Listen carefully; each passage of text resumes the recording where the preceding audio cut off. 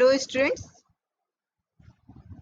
आज हम अपने लेक्चर में आप लोगों को कंस्ट्रक्टिव और इंटरफेरेंस एंड डिस्ट्रक्टिव इंटरफेरेंस की कुछ कंडीशंस के बारे में डिस्कशन करेंगे।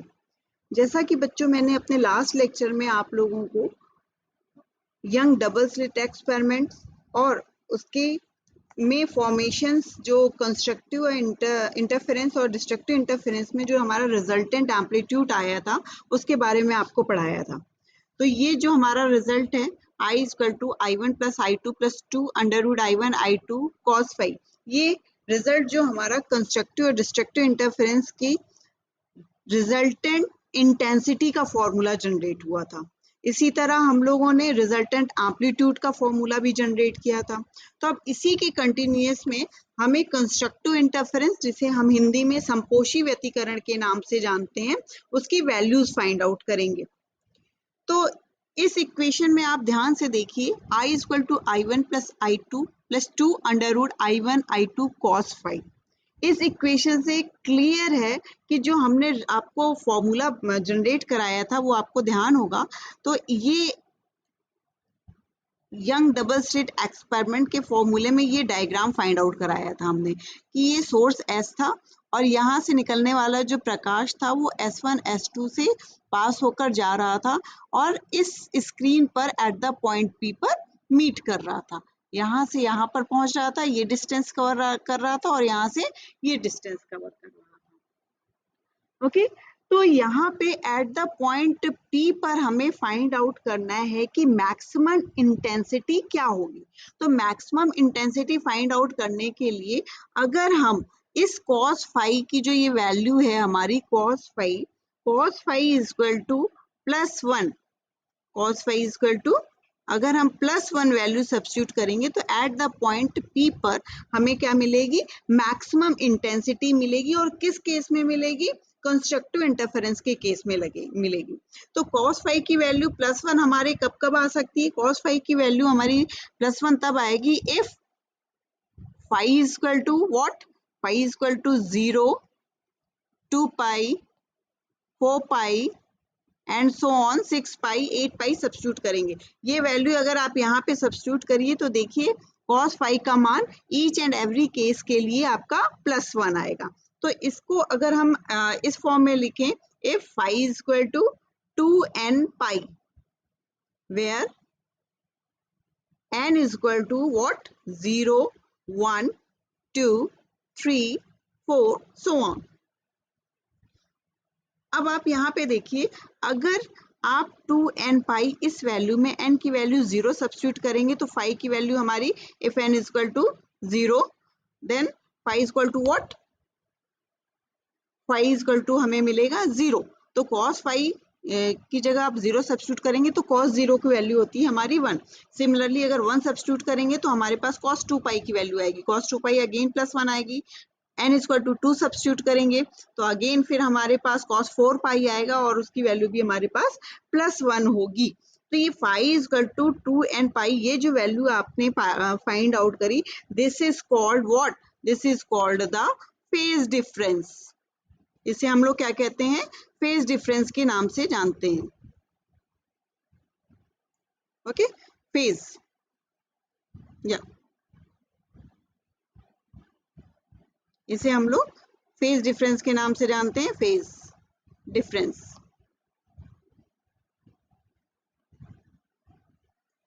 Five equal to 2n pi जिसे हम लोग कहते हैं, क्लियर। और ये फेज डिफरेंस एक कंडीशन होती है, और किसकी कंडीशन होती है ये कंडीशन कंस्ट्रक्टिव इंटरफेरेंस के लिए होती है, फेज डिफरेंस के पद में, फेज डिफरेंस के फॉर्म में। अब अगर आप यहाँ पे देखिए S1 और S2, this is S1 and this is S2। S1 S2 से चलने वाली जो waves at the point P पर आपको मीट कर रही हैं और दोनों ही क्या है, अलग अलग दूरी तय कर रही हैं। अगर दोनों ही वेव्स के द्वारा किए गए जो पथ का डिफरेंस है, मीन्स ये जो पाथ कवर कर रही हैं, ये दोनों पाथ का डिफरेंस सपोज x हो, means S2P minus S1P is equal to x हो, तो फेज डिफरेंस कलांतर जिसे आप कहते हो परकलांतर की वैल्यू क्या आएगी, phi equal to 2 pi upon lambda into x this. और यहाँ से अगर आप जनरेट करिए वैल्यू x की तो x इक्वल टू क्या आ जाएगा, लैम्डा अपॉन 2 पाई इंटू 5। और अभी अभी आपने फाई का मान क्या रखा था, 2 एन पाई में रखा था, तो पाई का मान यहाँ पे 2 एन पाई सब्स्टिट्यूट करिए तो जो रिजल्ट आपके पास आएगा x equal to N lambda आ जाएगा। This is x equal to N lambda where n is equal to what, n is equal to 0 1 2 3 and so on. और ये जो x equal to N lambda जो value आई, this is x equal to N lambda, this is the path difference. Path difference के form में constructive interference के लिए condition है। और ये जो वैल्यू हमारे पास आई थी phi equal to 2 n pi this, ये जो वैल्यू हमारी आई थी, ये वैल्यू जो हमारी आई थी वो फेज डिफरेंस की वैल्यू आई थी, फेज डिफरेंस के फॉर्म में आई थी। और कंस्ट्रक्टिव इंटरफेरेंस के लिए ये एक कंडीशन थी। तो दो कंडीशंस हमने यहाँ पे डिस्कशन किया आपको, एक तो कंस्ट्रक्टिव इंटरफेरेंस के लिए फेज डिफरेंस के लिए फाइंड आउट किया और पाथ डिफरेंस के लिए फाइंड आउट किया। सिमिलरली केस अगर हम डिस्ट्रक्टिव इंटरफेरेंस के लिए निकालें, डिस्ट्रक्टिव इंटरफेरेंस के लिए आप कैसे फाइंड आउट करेंगे, यहाँ पे अब हम लोग या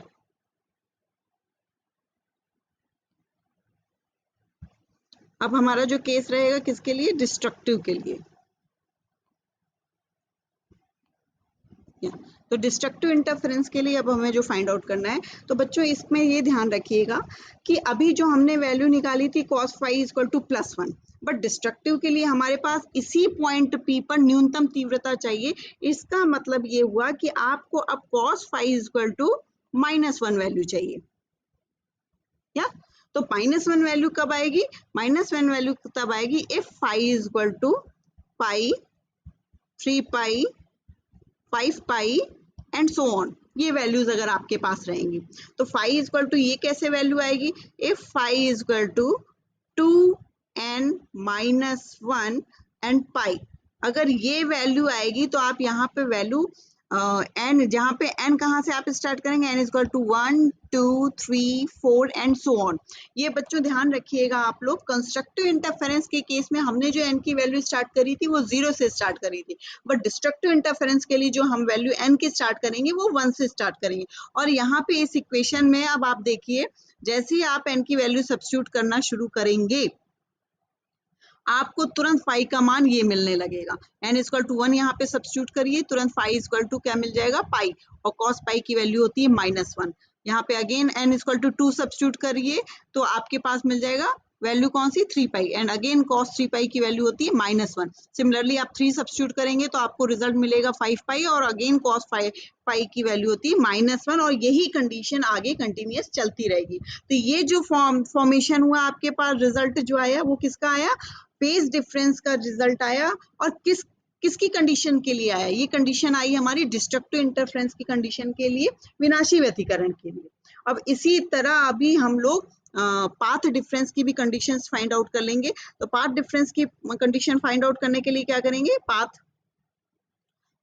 के लिए क्या फाइंड आउट करेंगे, फॉर्मूला आपको हमने लास्ट उसमें भी बताया कि x equal to lambda upon 2 pi into 5। यहाँ पे आप 5 की वैल्यू ये वाली सब्स्टिट्यूट कर दीजिए 2n-1 इंटू पाई है, तो 2n-1 सब्स्टिट्यूट करने के बाद जब आप रिजल्ट देखेंगे तो रिजल्ट आपके पास आएगा x equal to 2n-1 lambda upon 2, lambda upon 2 ये वैल्यू आपके पास आएगी। और where n is equal to what, where n is equal to 1 2 3 4 and so on।